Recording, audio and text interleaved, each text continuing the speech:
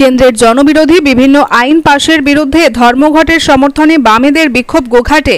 প্রধানমন্ত্রী আজকে দিন এখন দুঃস্বপ্নে পরিণত হচ্ছে দেশের অধিকাংশ জনগণের কাছে।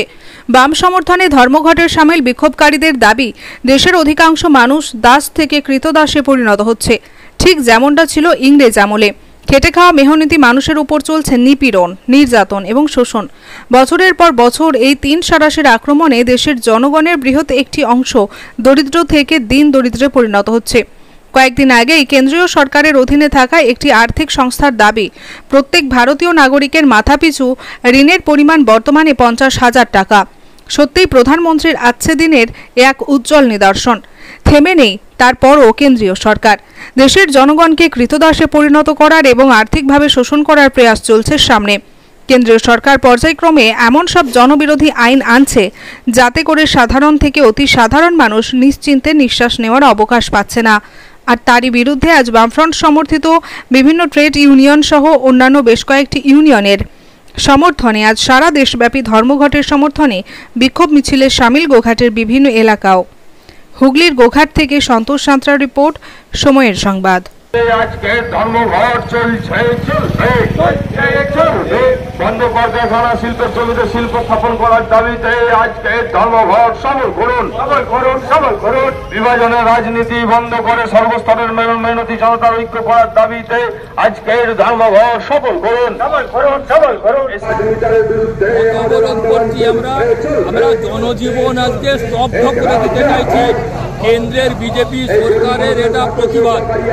সাধারণ মানুষের সাথে কেন্দ্রের বিজেপি সরকার যে প্রহসন করছে, যে বেইমানি করছে, কেন্দ্রের বিজেপি সরকার শ্রমকোডের নাম করে যে শ্রমিক নীতি আনতে চাইছে, 8 ঘন্টা কাজের বাইরে তাদেরকে 12 ঘন্টা 14 ঘন্টা কাজ করতে হবে, তার জন্য কোনো বাড়তি পয়সা পাবে না, তারা কোনো আন্দোলন করতে পারবে না।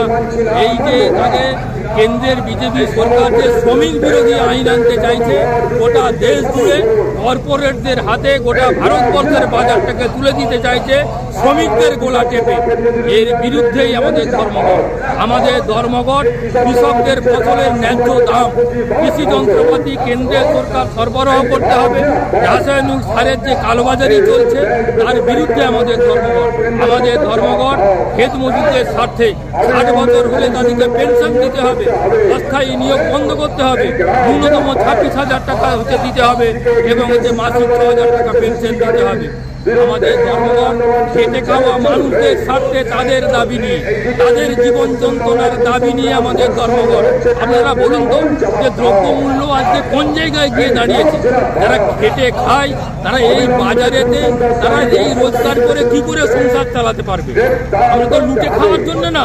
যারা মেহনতি মানুষ, ওষুধপত্রের দাম কোন জায়গাতে, সাধারণ জিনিসপত্রের দাম কোন জায়গাতে, জীবন জীবিকা করতে দুর্বিষহ হয়ে যাচ্ছে। সাধারণ মানুষের সাথে তাদের দাবি নিয়ে আমাদের ধর্মঘট। এই দাবিতে আমরা পথ অবরোধ করছি, মিছিল করছি। বেশ কিছুদিন ধরে বিভিন্ন জায়গাতে আমরা প্রচার করেছি, সাধারণ মানুষের কাছে আবেদন জানিয়েছি যে খেটে খাওয়া মানুষদের স্বার্থে, লুটে খাওয়াদের বিরুদ্ধে কেন্দ্র যে আইন আনছে, রাজ্য সে আইনকে অনুসরণ করছে, তাদের বিরুদ্ধে খেটে খাওয়া মানুষের ধর্মঘট। এটা আমাদের শুধু পার্টি না, সমস্ত মানুষ ঐক্যবদ্ধ হয়ে এই ধর্মঘটে সামিল হয়েছে তাদের দাবি নিয়ে। আপনার নাম? সুজিত রায়। যে পথ অবরোধ আপনারা জানেন, সারা দেশব্যাপী সাধারণ ধর্মঘট আজকে আমাদের চলছে।